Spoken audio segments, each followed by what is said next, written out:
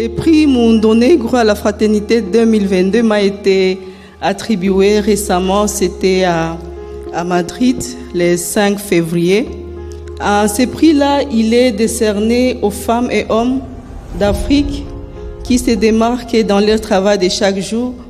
C'était lors de la 35e rencontre Afrique, les femmes qui transforment, les hommes qui transforment les autres femmes et les autres hommes. Et pour l'année 2022, voilà, j'ai été honorée d'être celle qui a reçu le prix. C'était le 5 février, comme je le disais.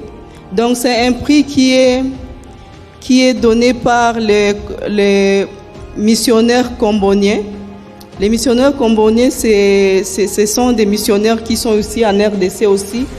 Ils ont une maison à Kinshasa, à Kisangani et à Butembo.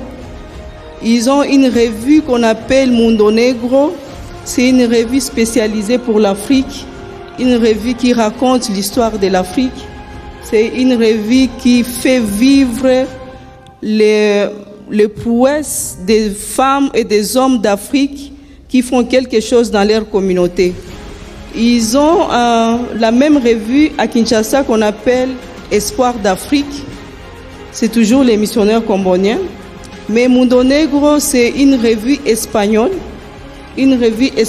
spécialisée pour l'Afrique. Et d'ailleurs, chez les missionnaires comboniens à Madrid, ils ont même des grands musées qui racontent l'histoire de l'Afrique. Et récemment, j'ai taquiné ma collègue Maman Jeanne. Je lui ai dit, j'ai trouvé un objet particulier dans ces musées, un objet qu'on appelle les Mutanga, c'est ça Maman Jeanne?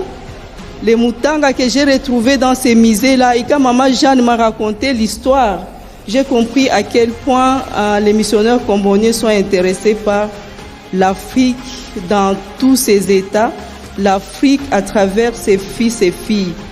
Voilà comment ils m'ont découvert. C'était lors d'une précédente visite que j'avais effectuée à Madrid.